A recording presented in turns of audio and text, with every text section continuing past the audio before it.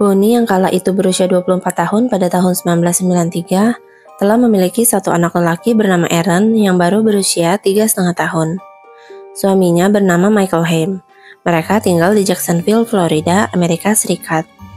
Keduanya bekerja di perusahaan supplier bahan konstruksi milik paman dan bibi Michael. Michael terkenal sebagai pria temperamental. Dia tidak segan bertindak kasar terhadap Bonnie walaupun di tempat kerja.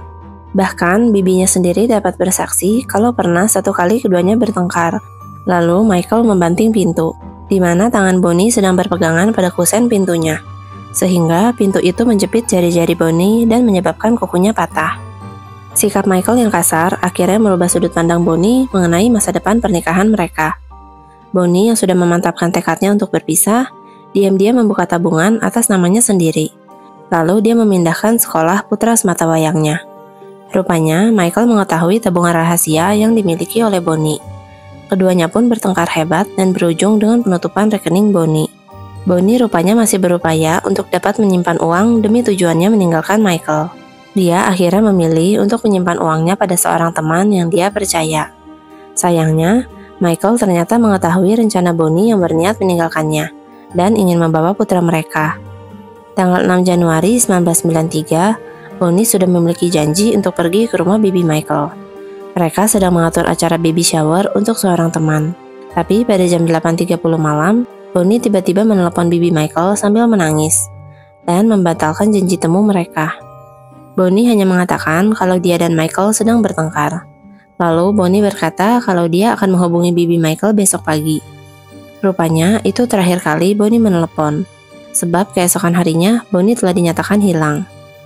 Bibi Michael dan rekan kerja di kantor merasa janggal dengan absennya Bonnie dan Michael. Pagi hari itu, Michael tiba-tiba menelepon dan berkata kalau dia sedang tidak sehat, sehingga dia tidak dapat masuk bekerja. Tapi masalahnya, Bonnie tidak terdengar kabarnya. Di hari yang sama, pencarian Bonnie segera dilakukan. Menurut pengakuan Michael, dia terakhir kali melihat Bonnie pada jam 11 malam. Saat itu, Bonnie memutuskan untuk pergi dari rumah setelah mereka bertengkar. Lalu, Michael menelepon ibunya untuk datang menjaga Aaron, sebab dia berniat untuk mengejar Bonnie. Menurut cerita ibunya, Michael pergi sekitar 45 menit. Tak lama kemudian, dia kembali pulang. Tapi, Michael baru masuk ke dalam rumah ketika hari sudah pagi. Tak butuh waktu lama bagi polisi untuk menemukan tas Bonnie di tempat sampah sebuah motel di dekat bandara Jacksonville. Detektif Hinson yang menangani kasusnya segera mendapat firasat buruk. Apalagi mobilnya segera ditemukan di parkiran bandara Jacksonville, tanpa tanda-tanda kehidupan dari Bonnie. Hal yang paling mencurigakan bagi detektif Hinson adalah posisi tempat duduk pengemudi dirasa sangat janggal untuk ukuran tubuh Bonnie. Sebab kursinya diatur sangat jauh dari setir, menandakan kalau orang yang terakhir membawa mobil Bonnie memiliki kaki yang panjang dan tubuh yang tinggi, seperti tubuh Michael.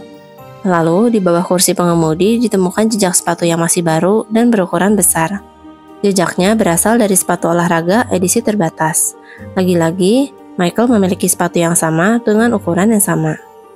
Kecurigaan pihak berwajib segera mengarah pada Michael. Apalagi motif yang dimiliki Michael sangat kuat. Tapi ayah kandung Bonnie meragukan temuan polisi. Sebab dia yakin kalau jejak sepatu suami bisa saja ditemukan dalam mobil si istri.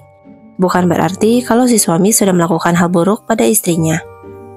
Detektif akhirnya memanggil psikolog untuk mewawancarai putra mereka yaitu Aaron.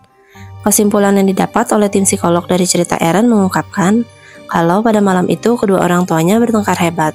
Lalu terjadi pemukulan oleh ayahnya. Setelah itu ibunya dihabisi oleh ayahnya di depan mata Aaron. Lagi-lagi ayah Bonnie meragukan cerita cucunya sendiri. Dia menganggap kalau perkataan anak usia 3 tahun tidak dapat dipercaya. Apalagi, Aaron sempat mengatakan kalau mobil ibunya ditemukan di dalam danau. Hal ini membuktikan kalau Aaron cuma asal berbicara. Sayangnya, karena tubuh Bonnie tak kunjung ditemukan, maka Michael tidak dapat ditahan atas tuduhan apapun. Bertahun-tahun berlalu sampai Michael menikah lagi dengan wanita lain. Sedangkan, Aaron diadopsi oleh keluarga Fraser, sehingga namanya menjadi Aaron Fraser.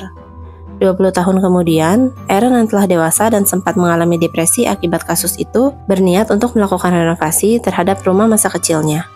Ketika dia membongkar kamar mandi yang terletak di luar rumah, potongan tengkorak ditemukan di bawah lantainya.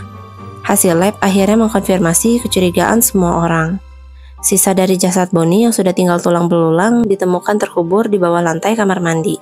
Di dekat tumpukan tulangnya ditemukan proyektil peluru dari pistol kaliber 22. Sayangnya, Aaron sudah tidak dapat mengingat pengakuannya ketika kecil. Sehingga ketika di sidang, pihak pembela meminta hakim untuk menggugurkan kesaksian Aaron. Michael bahkan bersumpah kalau dirinya tidak terlibat dalam tindakan penghilangan nyawa Bonnie. Tapi, juri hanya memerlukan waktu 90 menit untuk memutuskan kalau Michael bersalah atas kematian Bonnie. Sehingga pada tanggal 21 Mei 2019, Michael mendapatkan hukuman penjara seumur hidup. Subscribe akun YouTube aku untuk dengerin cerita lainnya, biar aku yang bacain dan kamu yang dengerin.